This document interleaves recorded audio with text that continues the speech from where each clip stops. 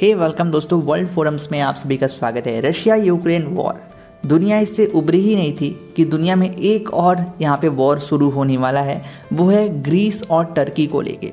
ये दोनों देश कोई नया वॉर नहीं कर रहे हैं, इनमें डिस्प्यूट बहुत पुराना है। लेकिन ये जो वॉर अगर इस बार शुरू हुआ तो शायद ये वॉर वर्ल्ड वॉर 3 का रूप ले सकता है। और ये वॉर इतना भयावह होगा कि दुनिया के कई देश ख़त्म हो जाएंगे। जो छोटे छोटे देश आज इसमें इकोनॉमिक क्राइसिस से जूझ रहे हैं वो बिल्कुल तबाह हो जाएंगे। आज डेट में आए समझते हैं क्या ये कर रहे हैं इस करंट टाइम में।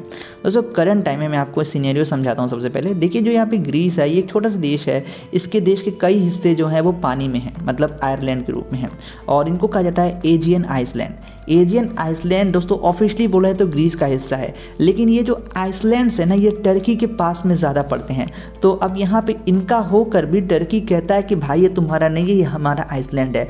और पिछले कई सालों से इस एजियन आइसलैंड को लेकर डिस्प्यूट चल रहा है। ऑफिशियली बात करूँ तो ये ग्रीस का है, लेकिन टर्की इस पर अपना हक बनाता है, जिसलिए डिस्प्यूटेड हो गए हैं यहाँ पे आइसलैंड। तो यहाँ पे करंट टाइम में ग्रीस ने क्या किया है, इन आइसलैंड के पास कई सारे एडवांस रडार लगा दिए हैं जो कि प्लेन को मॉनिटर और ट्रैक कर सकते हैं। अब यहाँ पे ग्रीस ने ऐसा क्यों किया, तो इसके पीछे भी एक वजह है। दरअसल दोस्तों टर्की कई बार यहाँ पर जो ग्रीस का एरिया होता है इसके अंदर से फाइटर प्लेन, हेलीकॉप्टर वगैरह घुमा के ला देते हैं, जिसके कारण कई बार यहाँ पे एयर स्पेस वायलेशन हो जाती है। और यहाँ पर ये एक मुद्दा है। इस पे यहाँ पर टर्की ने कहा है इस रडार को लगाने के बाद अगर ग्रीस ने अपनी हरकतें नहीं बंद की तो रातों रात हम फौज लेके घुस जाएंगे और सब कुछ तबाह कर देंगे ग्रीस में। अब यहाँ पे ये जो मुद्दा है ये बहुत ज़्यादा गर्म चल रहा है करंट टाइम में। और ये जो रडार सेंसर्स लगाए हैं मेरे ख्याल से तो ये इनका हक है ग्रीस का, इन्हें लगाना चाहिए, क्योंकि ये अपने ज़मीन पर लगा रहे हैं भाई, टर्की की ज़मीन पर नहीं लगा रहे हैं। टर्की कहता है कि भाई हमारे जितने प्लेन हैं आप इसके द्वारा ट्रैक कर सकते हो।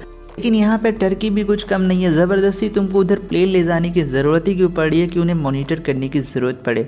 ओवरऑल दोस्तों इनका ये विवाद बहुत पुराना है और कई बार दोनों के देश के आमने सामने आ चुके हैं। लेकिन करंट टाइम में जो सिनेरियो है वो बिल्कुल युद्ध वाला बन चुका है। और ग्रीस ने भी इसे बयान दिया है कि हमें छूने से पहले याद रखना, आग से खेलोगे तो जल जाओगे और तुम बर्बाद हो जाओगे। आग में हाथ डालोगे जल जाओगे, तुम समझ नहीं रहे हो, डाल के देखो फिर पता चलेगा। कुछ इस अंदाज में यहाँ पे ग्रीस ने टर्की को जवाब दिया है।